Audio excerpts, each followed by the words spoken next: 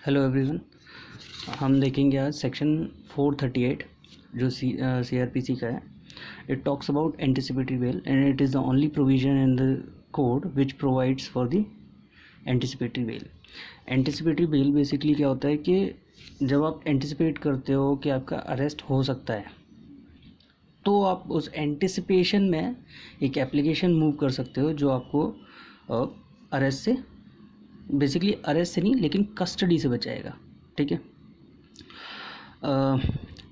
देखते हैं इसमें when any person has a reason to believe. ठीक है, तो ये मेन है कि रीज़न होना चाहिए उसके पास। ठीक है, ये रीज़न टेंजिबल होना चाहिए। ठीक है, और रीज़न होना चाहिए कि ही मे बी अरेस्टेड। और क्या रीज़न होना चाहिए कि on accusation of having committed a non bailable offence. ठीक है, नॉन बेलेबल ऑफेंस के एक्यूजेशन के लिए सिर्फ। ठीक है, क्योंकि बेलेबल में तो ऑब्वियसली स्टैट्यूट ने डिसाइड कर रखा है कि आपको बेल मिल जाएगा।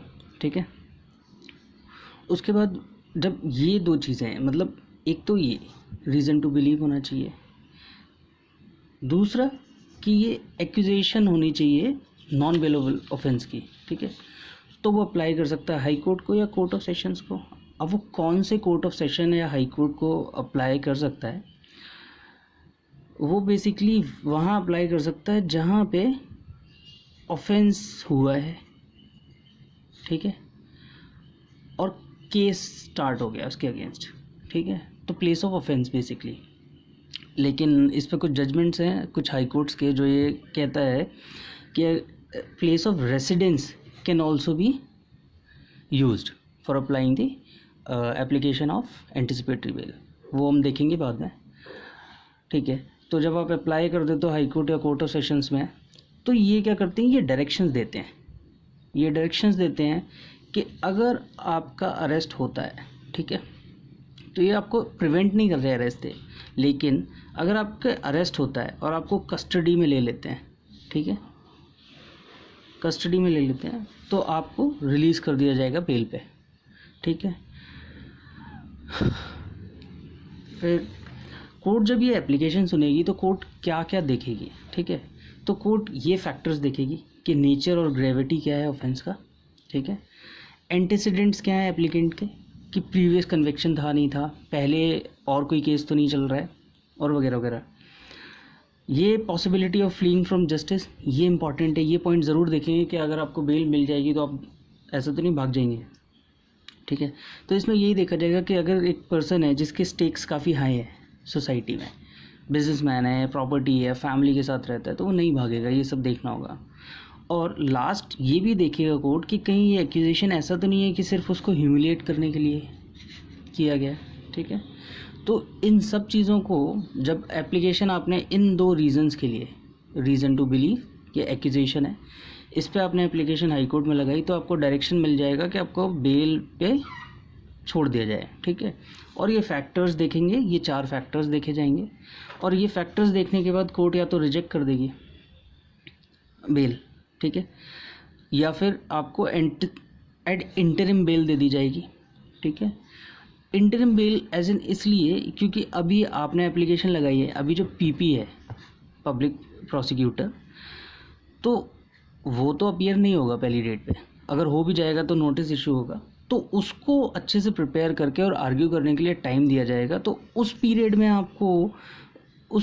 आपको प्रोटेक्शन दी जा रही है या नहीं दी जा रही, वो इंटरिम बेल हो गया। ठीक है,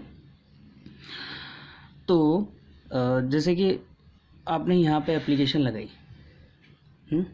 आज एप्लीकेशन लगाई आपने, अब यहाँ जो है एप्लीकेशन डिसाइड होगी फाइनली।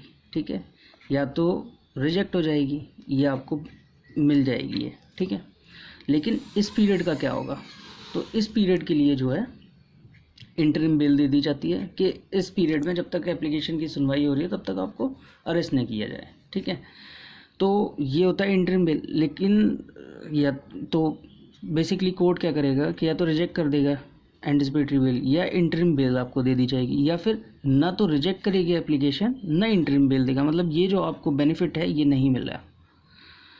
तो फिर यहाँ पे चांसेस क्या होंगे कि रिजेक्ट कर दिए और इंटरिम बेल भी नहीं दिए। तो इन दोनों फर्स्ट और थर्ड में इस केस में क्या करेंगे, एसएचओ के पास पावर होगी जहाँ पे भी केस रजिस्टर हुआ है या एप्लीकेशन में जो भी आपने कंटेंट्स लिखे हैं उसके बेसिस पे वो आपको अरेस्ट कर सकता है, ठीक है। इसलिए anticipatory interim bail important है। तो ये प्रोवाइज़ो में बस यही लिखा है कि अगर आपकी एंटिसिपेटरी बेल रिजेक्ट कर दी है या फिर आपको नहीं दिया गया है इंटरिम बेल, ठीक है, तो विदाउट वारंट और जो एक्यूजेशन आपने एप्लीकेशन में लिखे हैं उसी बेसिस पे एसएचओ आपको गिरफ्तार कर सकता है। अब देखते हैं 1A।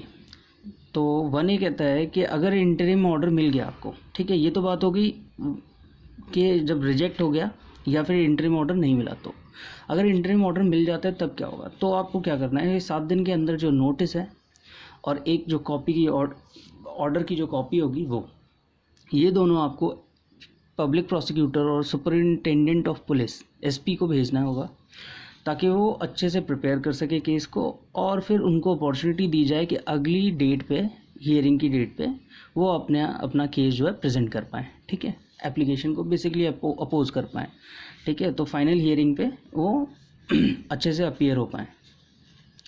उसके बाद क्या है, क्योंकि प्रिंसिपल्स ऑफ नेचुरल जस्टिस की वजह से ऐसा किया जाता है। दूसरा क्या है, 1B कहता है कि प्रेजेंस ऑफ एप्लीकेंट, कि भैया वो प्रेजेंट होना चाहिए नहीं होना चाहिए। तो बेसिकली क्या है कि जो पब्लिक प्रोसिक्यूटर है, ठीक है, अगर वो कोई एप्लीकेशन लगा देता है कि हाँ भाई इसकी प्रेजेंस ज़रूरी है एप्लीकेंट की, और कोर्ट को भी लगता है कि नेसेसरी है in the interest of justice, तो प्रेजेंस जो है एप्लीकेंट की कंपलसरी होगी, ठीक है, अदरवाइज़ नहीं।